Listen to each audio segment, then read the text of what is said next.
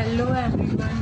अब तक हमने एस्टेट पीजीटी फिजिक्स 2022 के पेपर के 91 से लेके 110 तक क्वेश्चन हमने कंप्लीट कर लिए हैं। आज हम डिस्कस करेंगे उससे नेक्स्ट क्वेश्चन नंबर है हमारा 111। क्वेश्चन है, if the relaxation time of a damped harmonic oscillator is 50 second, कि अगर रिलैक्सेशन टाइम किसका, डैम्प्ड हार्मोनिक ऑसिलेटर का, वो कितना हो, 50 सेकेंड हो। The time in which the energy fall to 1/e⁴ time of the initial value will B.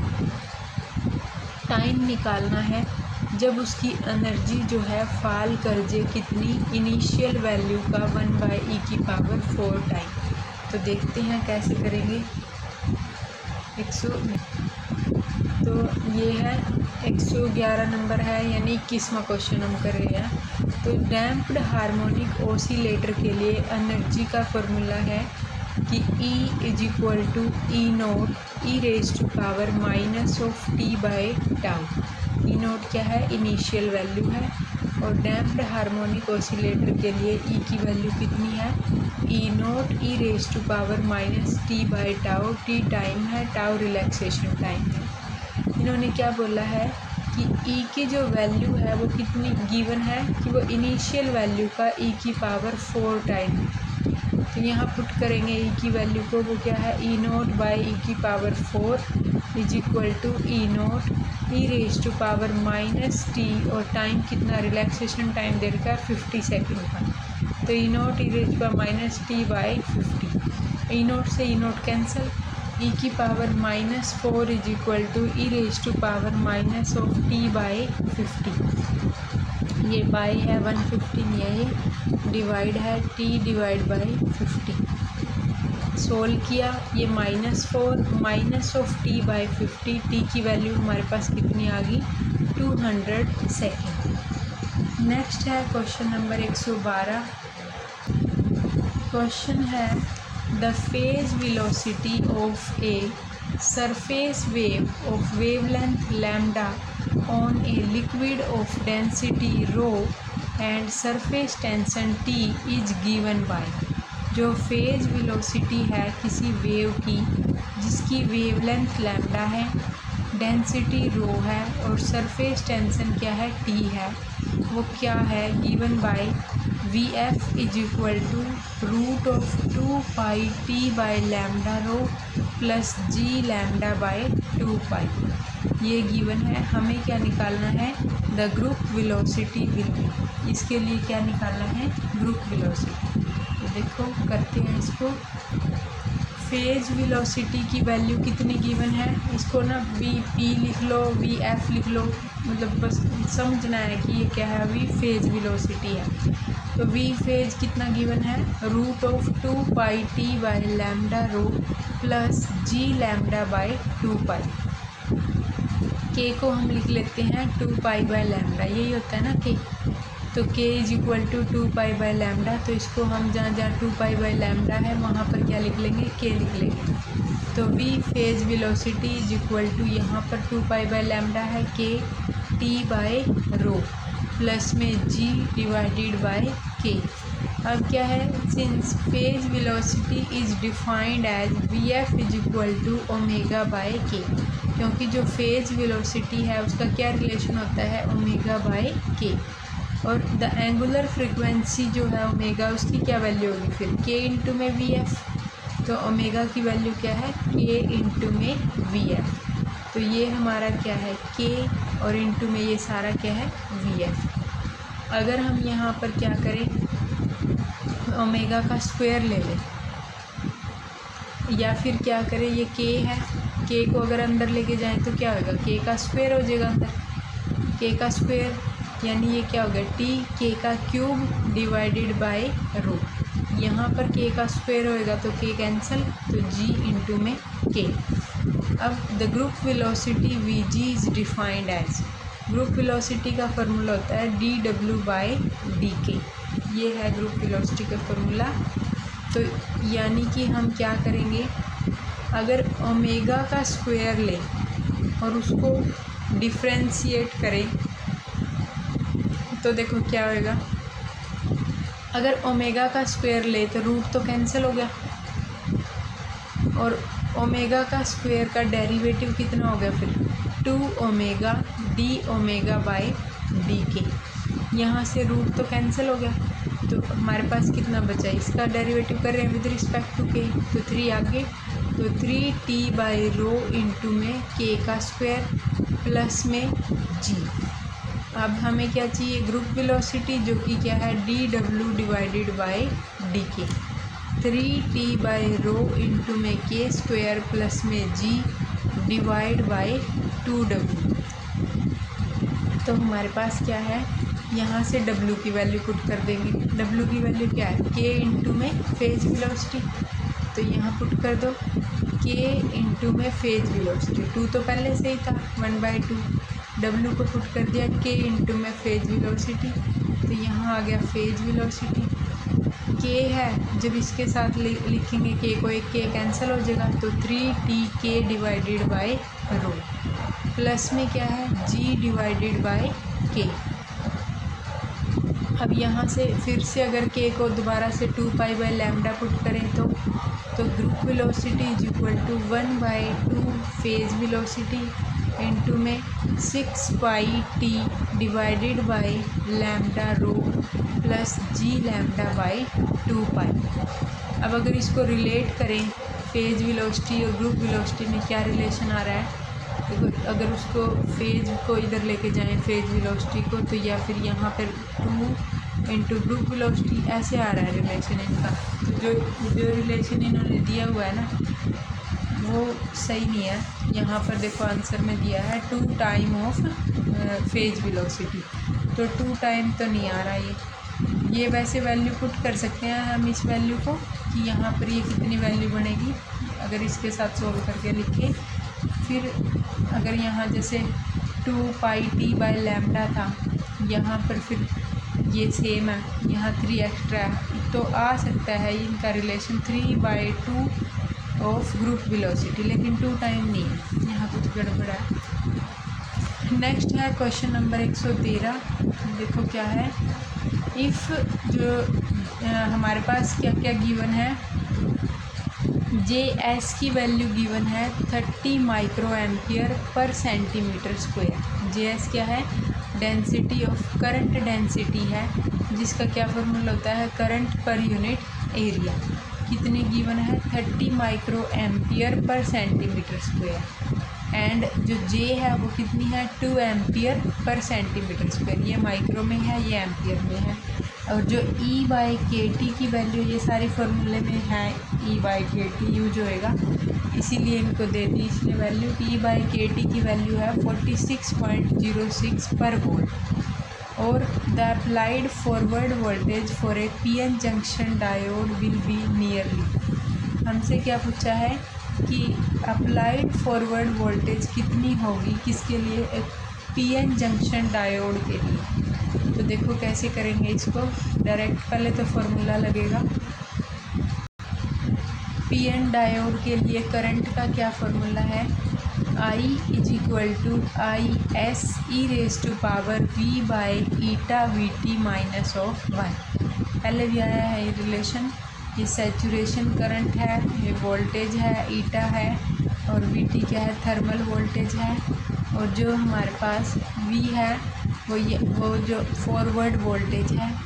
ईटा की जो वैल्यू है वो क्या है, 1 - 2, क्या वैल्यू है ईटा की, 1 है। और जो थर्मल वोल्टेज है VT, उसकी वैल्यू होती है kT/E। अब करंट की वैल्यू, जो करंट डेंसिटी की वैल्यू क्या है, J = JS, और E जो है EV/kT - 1। ये है हमारी current density JS/VE kT - 1। J की वैल्यू गिवन थी, माइक्रो में कन्वर्ट कर लिया, 10⁻⁻⁶। इधर JS की वैल्यू पुट करी, और क्या है, E की पावर है V डिवाइड बाय क्या था, ईटा VT। VT की वैल्यू भी हमें गिवन थी 46.06 -1। ये है हमारे पास, पुट कर दी वैल्यू सारी। ई की पावर है v इंटू 46.06, यहाँ से कैंसिल कर दिया इसको, 3/2 10⁻⁵ ई की पावर v इंटू 46.06। लॉगरिथम लेते हैं बोथ साइड, लॉगरिथम लेके 46.06 वोल्ट 2.303 इंटू 0.4771 माइनस 0.3010 प्लस 0.6989, सारी वैल्यू पुट करके यहाँ से हमारे पास क्या आ गया 0.2411, और या फिर अप्रोक्सीमेटली इक्वल टू 0.025 वोल्ट के इक्वल। नेक्स्ट है क्वेश्चन नंबर 114, जो कि क्या है, क्वेश्चन है मैक्सवेल रिलेशन, लॉगरिथम ऑफ 2 की वैल्यू भी गिवन थी, लॉगरिथम 3 की भी, लॉगरिथम 5 की भी, जिनकी यूज हुई हमने पुट करके वैल्यू निकाली 0.025 वोल्ट। नेक्स्ट है क्वेश्चन नंबर 114, मैक्सवेल का रिलेशन है और पूछा है कि कौन सा रिलेशन हमारा करेक्ट है। तो देखो क्वेश्चन 114 को, मैक्सवेल के रिलेशन है, जो रिलेशन होता है ना, जब अच्छे से सोल्व करें तो वो क्या होता है, पी डी वी और एस डी टी का रिलेशन होता है। देखो कैसे होता है, हमारे पास रिलेशन जो है, इक्वेशन सोन जो है वो किसके लिए है, derive from the Helmholtz free energy, जो हमें दिखाया है ना इक्वेशन, वो किसके लिए है, वो डिराइव करी गई है हेल्महोल्ट्ज़ फ्री एनर्जी से, यानी कि A is equal to U minus T S. अगर डी ए लें तो D U minus T D S minus of S D T, और जो डी यू की वैल्यू है वो क्या है, T D S minus of P D V. तो D A is equal to D U में पुट कर दी T D S minus P D V, जो कैंसिल होता है उसको कैंसिल कर दिया, बचा कितना, minus P D V minus S D T. A is a function of volume and temperature, A क्या है, फंक्शन है वॉल्यूम और टेम्परेचर का। तो प्रेशर की वैल्यू क्या है, P is equal to minus del A by del V at constant temperature, और entropy S is equal to minus of del A by del T at constant volume. Pressure है minus del A by del V at constant temperature, और entropy है minus del A by del T at constant volume. हमारे पास दोनों term है, pressure भी और entropy. और जो फर्स्ट जो रिलेशन होता है वो क्या होते हैं, डी ए का वो minus P D V minus S D T, मतलब पी डी वी और एस डी टी का रिलेशन होता है। तो फर्स्ट जो है वो देखो किस में रिलेशन दे रखा है, पी को ऐसे दिया हुआ और एस को ये, तो इनकरेक्ट है। सेकंड भी टी और पी ऐसे दिए हैं, तो ये क्या है, इनकरेक्ट है। तो जो करेक्ट रिलेशन है वो हमारे पास क्या है, वो यहाँ से आया H equal to U plus P V, D H is equal to D U plus P D V plus P D V. तो D H is equal to D U की वैल्यू पुट करो, T D S minus P D V, यहाँ से ये P D V plus V D P, तो solve करके T D S plus V D P, T is equal to D H by D S at constant pressure, V is equal to D H by D P at constant entropy. ये हमारा क्या है, correct है। अब हम करते हैं अपना क्वेश्चन नंबर 115। 115 नंबर क्वेश्चन क्या है, एक फोटोन है has same wavelength as the de Broglie wavelength of electron. एक फोटोन की वेवलेंथ जो है सेम है, सम नहीं है भैया, एक फोटोन है वेवलेंथ उसकी सेम है, इसके as the de Broglie wavelength of electron. Photon की वेवलेंथ और de Broglie wavelength of electron दोनों क्या हैं, सेम है। हेयर एफ ई इलेक्ट्रॉन की energy and E P H क्या है, फोटोन की एनर्जी जो है, are kinetic energy of electron and photon and P and P H are the momentum of electron and photon. C है हमारे पास speed of light और वी क्या है, स्पीड ऑफ इलेक्ट्रॉन। हमें रिलेशन बताना है कि क्या होगा एनर्जी में और इसमें। तो देखो क्वेश्चन नंबर है 115। यहाँ से देखते हैं क्या क्या गिवन है कि जो वेवलेंथ है फोटोन की और इलेक्ट्रॉन की वो क्या है, सेम है। Lambda of photon, lambda of electron both are equal. Value कितनी होती है, h बाई एम वी। यही होती है लैम्डा की value, h divided by M V. अब देखते हैं h divided by M V क्या है, मोमेंटम। तो momentum of photon is equal to h divided by momentum of electron. और जो पी एच है यानी फोटोन की मोमेंटम है उसका क्या फॉर्मूला है, एम वी है। अब है हम रेशियो ले लेते हैं energy of electron, energy of photon. Energy जो है इलेक्ट्रॉन की वो क्या है, kinetic energy half M V square divide by photon की एनर्जी। फोटोन की एनर्जी क्या होती है, पी सी, मोमेंटम इंटू में वेलोसिटी ऑफ लाइट। पी किसकी, फोटोन की, हाफ एम वी स्क्वेयर। अभी देखा फोटोन की मोमेंटम एम वी, तो एम वी इंटू में सी, जो कैंसिल होता है उसको कट कर देंगे। तो energy of electron by energy of photon की वैल्यू कितनी आ गई हमारे पास, v डिवाइडेड बाय 2c। तो हमारे पास रिलेशन आ गया एनर्जी ऑफ इलेक्ट्रॉन और एनर्जी ऑफ फोटोन का। उनमें क्या रिलेशन है, v डिवाइडेड बाय 2c। अब है हमारा क्वेश्चन नंबर 116 जो कि है, मतलब सारे ऑप्शन नहीं लिखे मैंने, सिंपल पूछ रखा था कि vibration energy level of a molecule are continue. जो जो भी ऑप्शन थे वो मैं बता देती हूँ कि जो भी थे, तो सारे करेंगे कि क्या कौन सा सही था कौन सा गलत था। तो इन्होंने दिया है कि सिर्फ कंटिन्यू है, लेकिन ऐसा नहीं है। जो वाइब्रेशनल एनर्जी लेवल है ईवी, उसकी देखो उसका रिलेशन क्या होता है, H cut omega into V plus 1/2। Energy vibrational energy level जो है उसका रिलेशन है H cut omega into V plus 1/2। जो वी है उसकी वैल्यू वेरी करती है 0, 1, 2 up to 100। Hence discrete value है वाइब्रेशन एनर्जी लेवल, यानी कि कंटिन्यू नहीं है, बीच बीच में डिस्क्रीट है। जैसे ये 0 पॉइंट एनर्जी है 1/2 H cut omega, further increase करेंगे। उसके बाद एक ऑप्शन था रोटेशनल एनर्जी के बारे में, ये था वाइब्रेशन। इन्होंने बोला था कि वो कंटिन्यू है, लेकिन कंटिन्यू नहीं है, वो क्या है, डिस्क्रीट है। रोटेशनल के बारे में लिखा है rotational energy level of a diatomic molecule are discrete. कि जो रोटेशनल एनर्जी लेवल है वो क्या है, डिस्क्रीट है। तो उनके लिए रिलेशन होता है ई J is equal to rotational के लिए कि B J into J plus 1, ये रिलेशन है। और जे की वैल्यू क्या होती है 0, 1, 2, 3 अप टू 100। तो ये है कि वो जो है उनकी डिस्क्रीट है।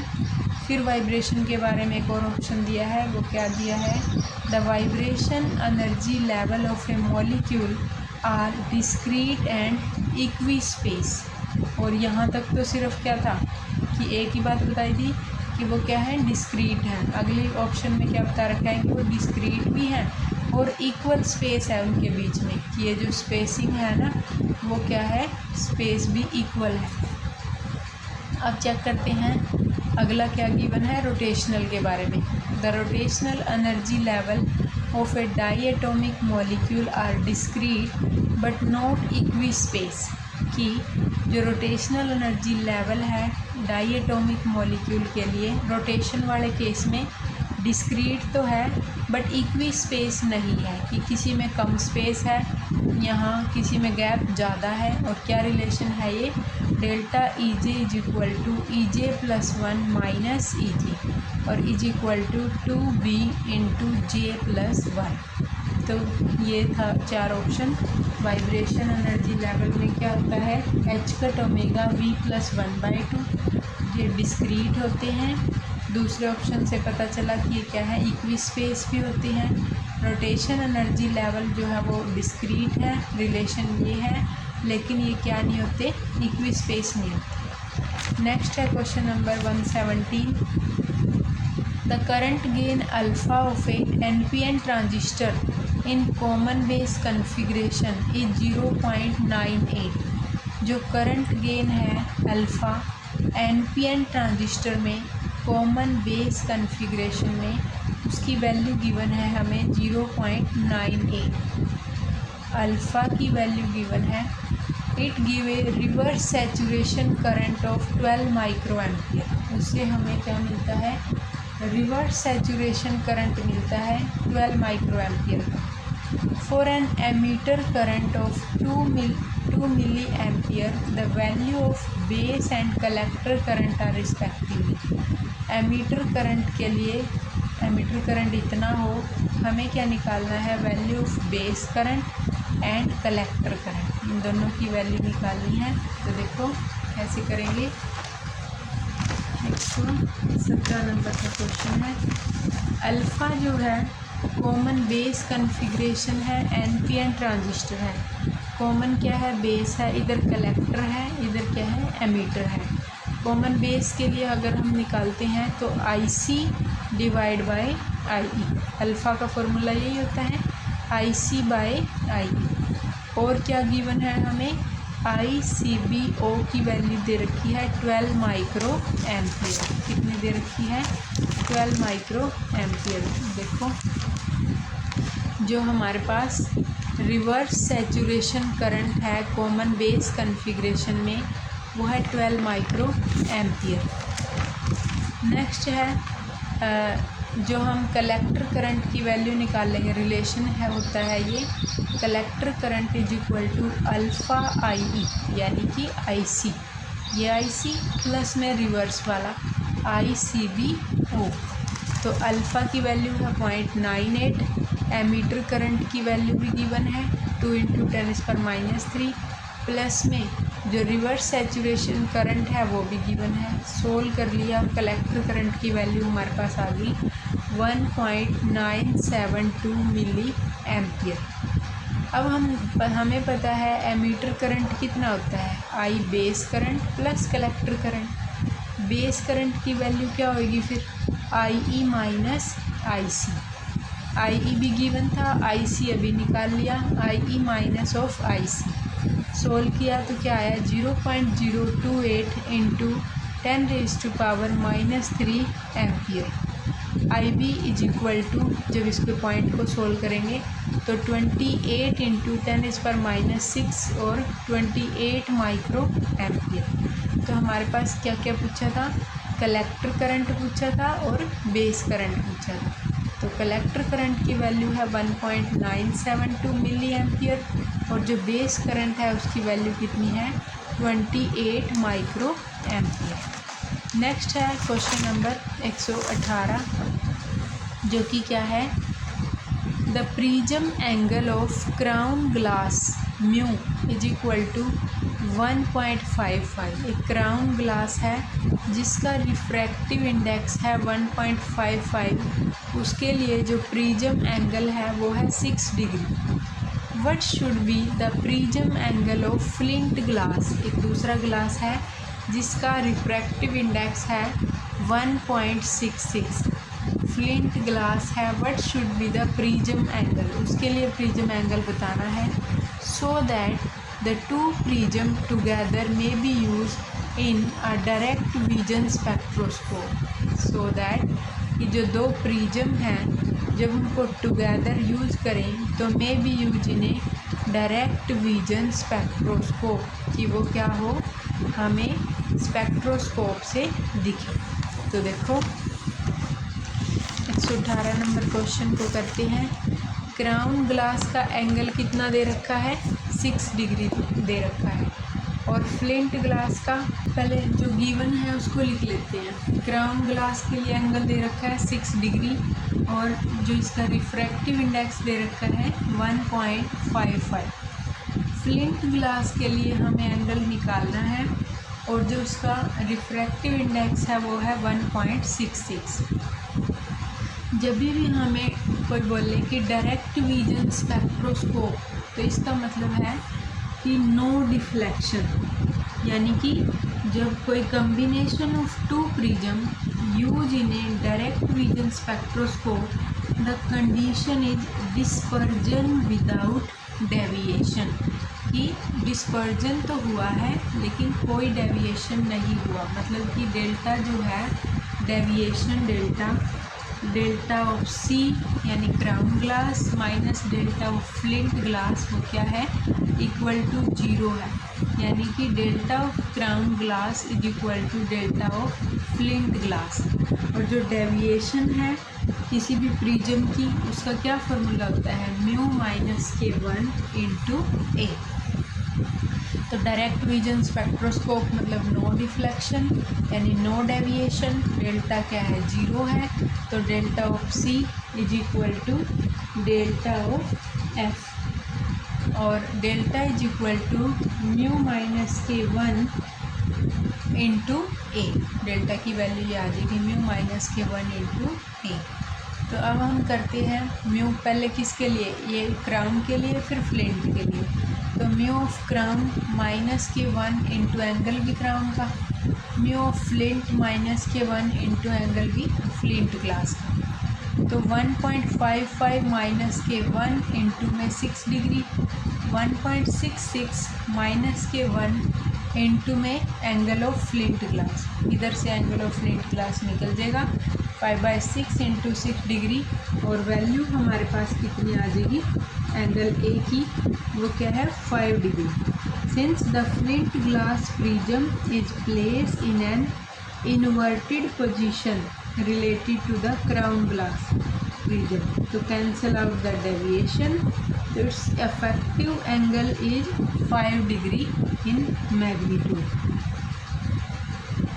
अब है मतलब ओपन उसको -5 डिग्री से भी डिनोट कर सकते हैं अपोजिट ओरिएंटेशन में, अगर अपोजिट ओरिएंटेशन में फिर उसकी वैल्यू हमारे पास कितनी है 5 डिग्री, ऐसे करना था।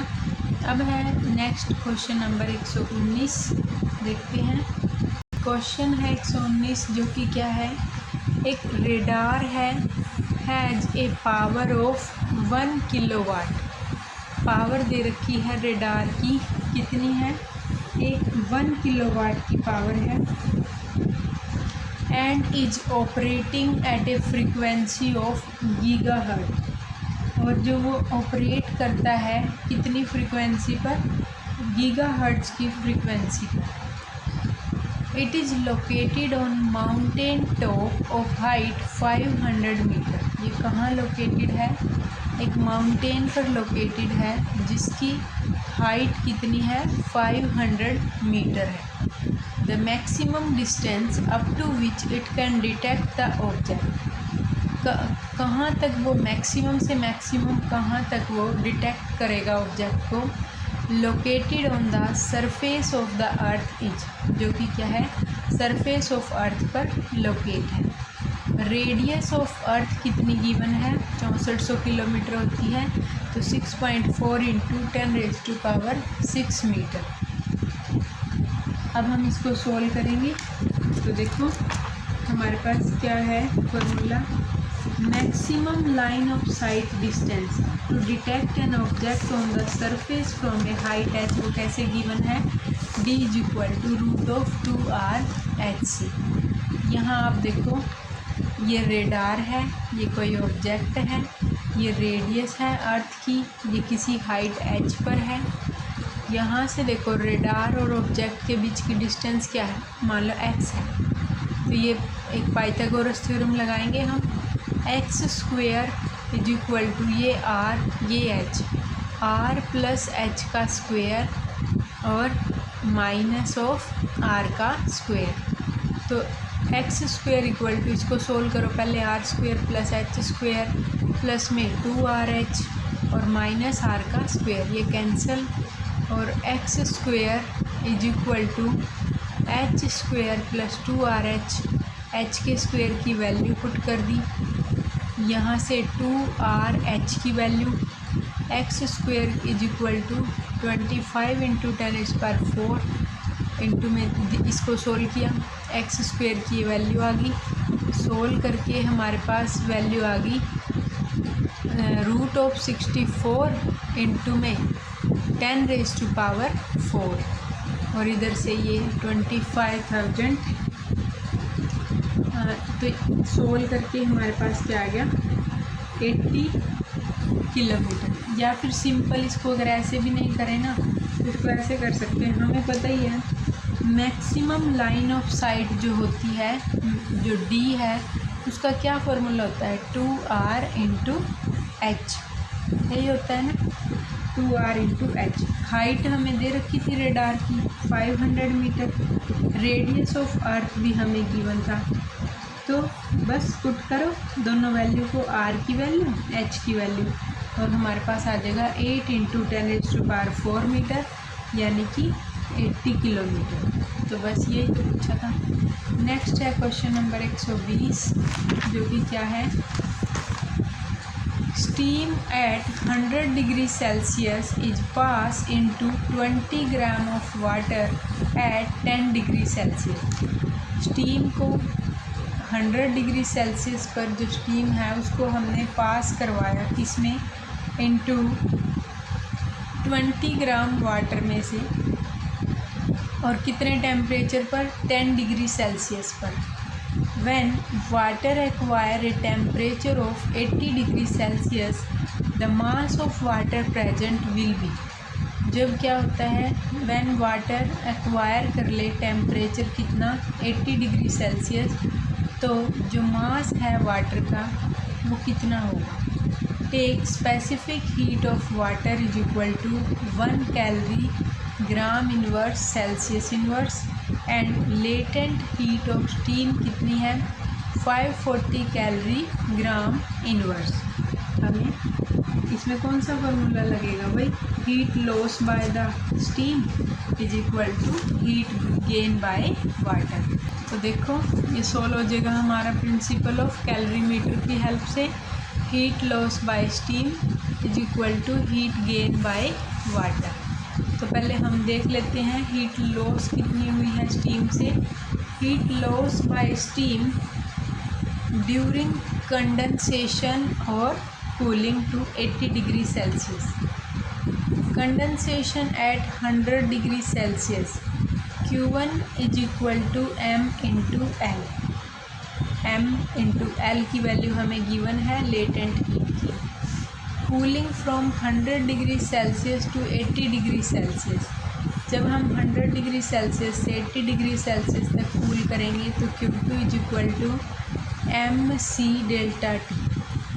m है, c की वैल्यू पुट करेंगे, डेल्टा t की वैल्यू यानी टेम्परेचर का जो चेंज है 100 माइनस ऑफ 80। सोल्व करके ये हमारे पास आ गया 20 m। तो टोटल हीट लॉस कितनी होगी कंडेंसेशन से कूलिंग से 540 मीटर प्लस 20 मीटर, तो ये हो गया 560 मीटर। अब हम करते हैं heat gain by 20 gram of water to rise from 10 degree Celsius to 80 degree Celsius की हीट गेन कितनी करी है 20 ग्राम वाटर ने राइज करने में 10 डिग्री सेल्सियस से 80 डिग्री सेल्सियस तक। तो क्यू गेन की वैल्यू क्या है m of water into C into delta T. तो 20 वाटर का इंटू में उसकी स्पेसिफिक हीट इंटू में डेल्टा ऑफ टी कितना था 80 माइनस 10। सोल्व करके आ गया 1400 कैलोरी। अब है इक्वेट कर लेंगे दोनों वैल्यू को। एक की आई थी 560 m into is equal to I है 1400। मास की वैल्यू हमारे पास आ गई 1400 by 562.5 gram. Total mass of water present, total mass क्या है इनिशियल वाटर कितना था प्लस कंडेंस स्टीम की वैल्यू कितनी आई है। तो शुरू में 20 ग्राम था प्लस 2.5 ग्राम, वैल्यू हमारे पास आ गई 22.5 ग्राम। तो ये था, यहाँ पर गड़बड़ है, इसमें 24 नहीं आएगा, ये आएगा 22.5 ग्राम। तो ये हो गया हमारे क्वेश्चन 120 क्वेश्चन तक कंप्लीट हो गए। नेक्स्ट क्वेश्चन हम अपनी नेक्स्ट वीडियो में करेंगे। Thank you.